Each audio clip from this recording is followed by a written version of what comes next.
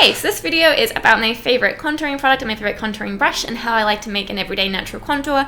I've got my foundation on, I've got my concealers on, and I've already powdered my face. So my favorite contour product that I reach for pretty much every single day is the Too Faced Chocolate Soleil. You can see it's pretty old. I think this is the older packaging as well, and I've had this for a while and I haven't seemed to have made much of a dent in it despite using it pretty much every day. I guess I don't go super heavy.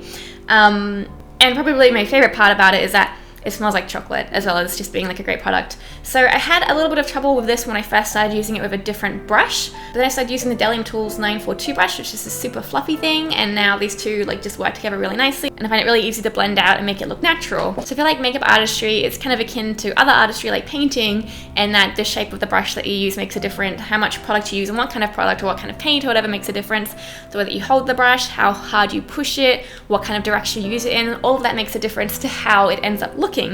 And when I was a beginner, I didn't really pay attention to that. I just kind of jam stuff in and start swiping and then be confused about why it doesn't look as good as other people's who have, done it enough to really know how much product to get on the brush, how hard to push the brush against their face, and what kind of angles. It has to be very intentional. It can look like people are just kind of going at it really fast, but it's probably because they've done it so much now that they just have muscle memory and they just kind of, know how to do it for their own faces. So I'll try and give you as many tips as I can, from how I made it look like smudging dirt onto my face to making it look like I have a little bit more cheekbone than I normally do. I think as always, it's one of those things that you have to practice. I'd recommend practicing when you're not about to go out, because if you're trying new things right before you're going out to, like a party or whatever it is, you're trying to look good, it can be stressful if it doesn't work out. Whereas if you practice right before you wash off your makeup, no harm, no foul. If it looks bad, you wash it off. If it looks good, you can take a photo and then wash it off and go to bed. Alright, so to get product on here, I usually get I don't really like jam it in there, but I kind of swipe it across a couple of times. So it does help if you have lighting, which can kind of show you where your cheekbones are. So mine kind of has like a natural dip here, and my cheekbone is there. So I used to put it kind of below my cheekbone, but then after seeing other people do it enough times, realized I kind of put it on their cheekbone to make their cheekbones look higher than they are. So you can kind of feel for your own cheekbone. It usually starts kind of above the ear and goes here. I probably wouldn't extend the contour much past like your iris. If it goes too close to your mouth, it looks kind of weird. So I'm going to put the thicker taper towards the back and the thinner taper towards the front. And I usually start probably a little bit, maybe like the edge of my eye, about there. And then I will start with very light pressure, barely touching my skin. And as I get back, I push a little bit harder because I want most of the product to be back here and then to have like a natural blend at the front. And then I'll usually turn the brush on its side once I've gotten rid of maybe half of the product or the majority of the product. And then I'll kind of sweep back and forth just to make sure there's not like a really harsh line where I've put it. It kind of extends a little bit above and below that first line just to really blend it into the skin. If you want to, you can also go a little bit below or a little bit above just to make sure that you are really blending that out. You can even kind of extend it up a little bit this way. Yes, that's kind of what the finished thing looks like. It looks crazy dark on this camera. Actually, in person, it doesn't look too bad. I guess I've kind of got those natural shadows going on right now. Anyway, and then what I always do after contouring, because sometimes you can look in the mirror, you've got a certain distance, you might not have daylight, you think it looks awesome, you can go out into the daylight and have just these dark streaks across your face, which are really unblended. You don't want to be able to see where you've put the contour, if that makes sense. It should be kind of blended in so that it just looks like you've got a great cheekbone. So I usually use something like this, kind of like a fluffy finishing brush, and I use that just for the purpose of blending. So I usually start at the front and go back, just so that if I'm pushing it forward, I might be pushing a lot of the product forward, or so I'm pushing it back and pushing most of the product back towards my hairline, so that I'm not spreading it further than I want it to be. And once I've done that a couple of times, I might go back and forth a little bit.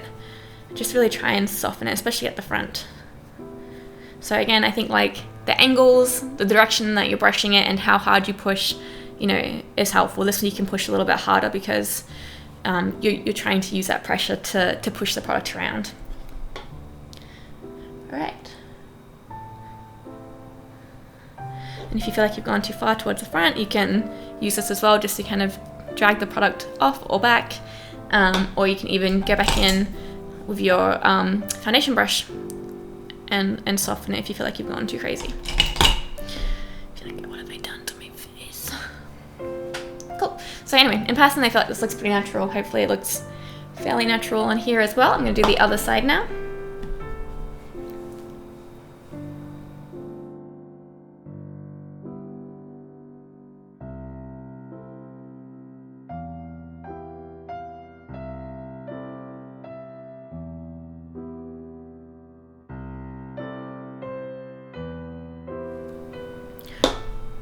I feel like those are fairly even now.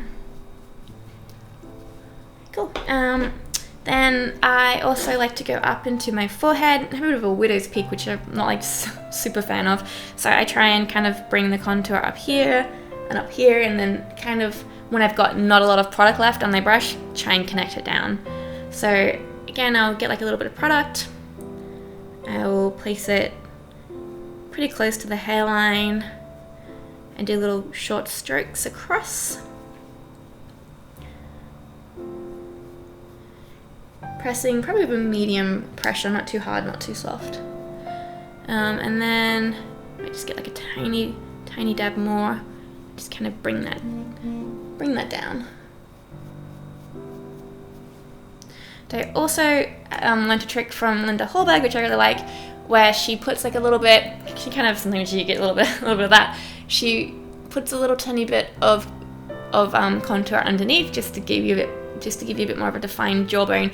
Obviously, it's very important not to go too heavy with this because then it might look like you have some kind of like a beard shadow or something going on.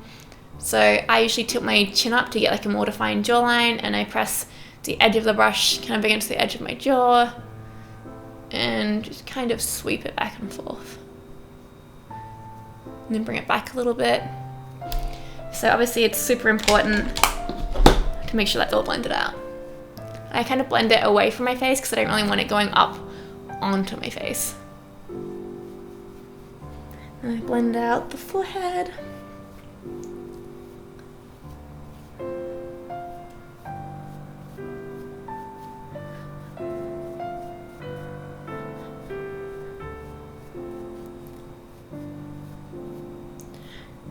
And I am kind of blending that out towards the hair as well. Cool, so that is how I do my contouring every day using my favorite brushes and favorite contouring product, which I've used for years. Like I've bought other stuff, but I just keep going back to this, and this is my favorite. It's my favorite way of doing it. So hopefully that is helpful information. I am going to go on to highlighting, blush, eyebrows, all the rest of it in these future videos. I'll link them here when they are up, and I will see you guys soon. All right, bye.